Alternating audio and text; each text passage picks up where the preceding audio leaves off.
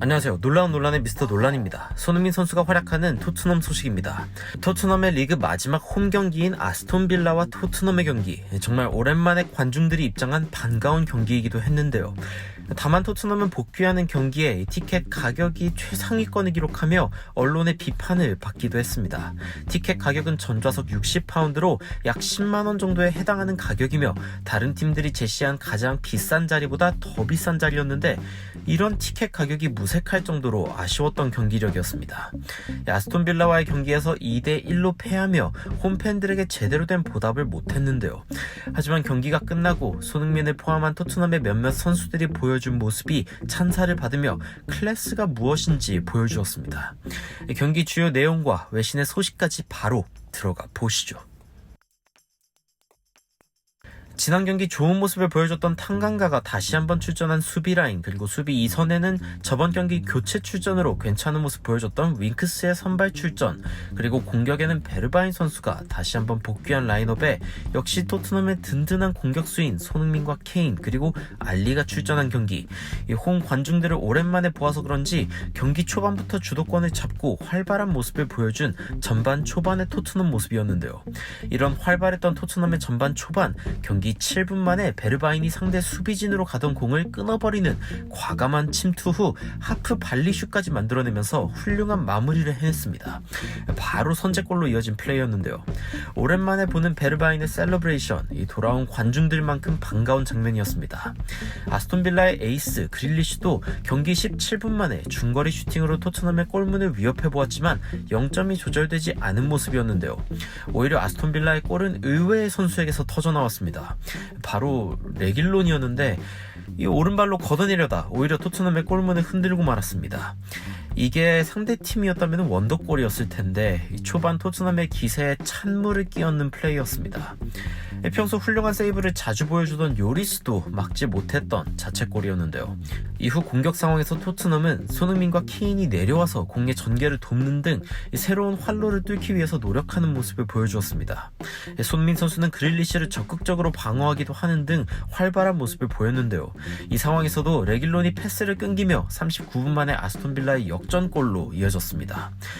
보통 전반전에 더 강한 모습을 보여준 토트넘이 2대1로 지는 상황으로 후반을 맞이하게 되었는데요.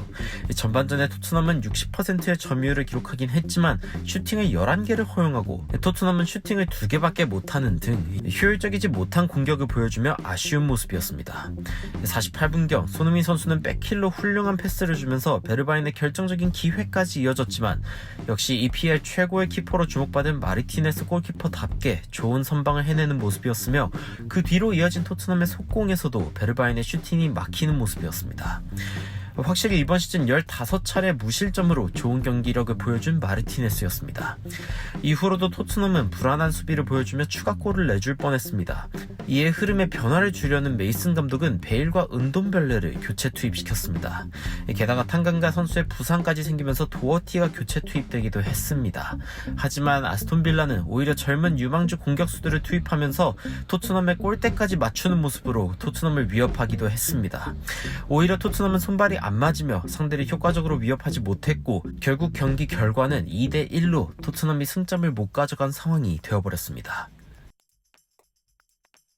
토트넘의 경기력은 분명 엉망이었습니다. 방금 소개드린 경기 주요 내용에서도 대체로 케인과 손흥민 선수가 팀을 위해 확실히 보여준 공헌은 없었으며 풋볼 런던도 손흥민과 케인이 이번 경기에 좋지 않은 경기력을 보였다면서 평점 4점씩을 부여하고 경기 중간에 잠깐의 활약만 있었다고 평했습니다.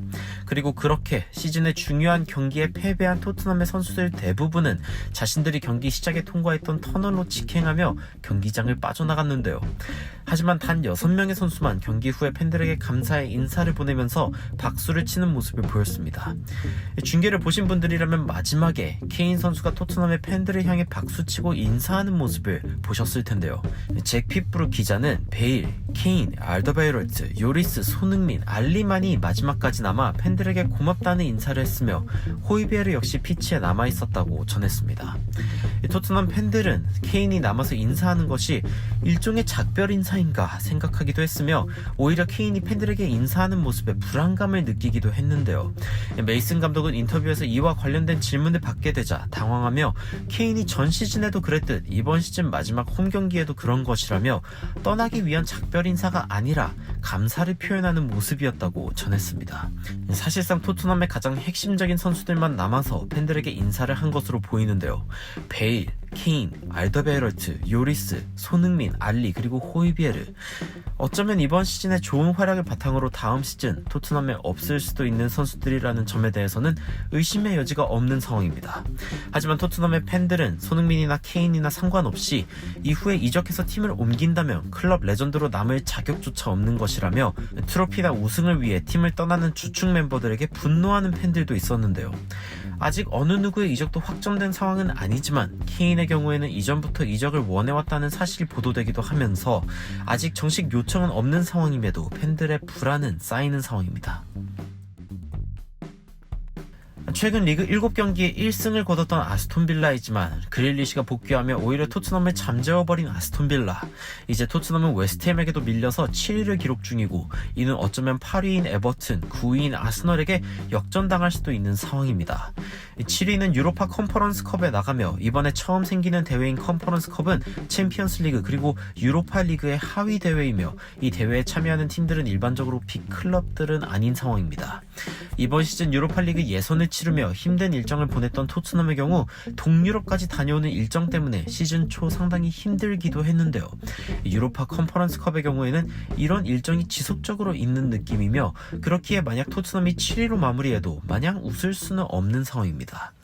케인, 손흥민 등 토트넘의 주요 선수들이 보여준 마지막 인사가 정말 그야말로 작별 인사가 되지 않기 위해서 토트넘은 어떤 비전을 제시할 수 있을까요? 사실상 팬들조차 주요 선수들의 이적을 막을 수 없다고 예측하고 있는 가운데 아스톤 빌라전의 패배로 인해서 손흥민과 케인의 이적이 더 유력해진 상황입니다. 이제 남은 경기는 레스터시티와의 경기로 이 레스터시티는 현재 리버풀에게 득실차로 밀린 5위를 기록하고 있기에 절실히 4위로 도약하고 싶은 상황입니다. 토트넘 역시 다음 경기를 지게 될 경우 유럽 대회 참여 자체가 불가능하기 때문에 마지막까지 사력을 다해야 하는 가운데 레스터는 FA컵 우승으로 분위기가 올라와 있고 토트넘은 그야말로 지푸라기라도 짚는 심정으로 마지막 경기에 임할 텐데요. 과연 토트넘 이번 시즌에 보여준 여정의 끝은 어디를 향해 갈 것인지 그리고 그 이후에 토트넘은 과연 오늘 필드에 나와서 인사하던 그 주요 멤버들을 지킬 수 있을지 많은 팬들과 외신들이 주목하는 상황입니다. 추가적으로 흥미로운 외신 소식이나 해외 반응이 있으면 전달드리도록 하겠습니다. 놀라운 논란 되드리는 미스터 논란이었습니다. 시청해주셔서 감사합니다.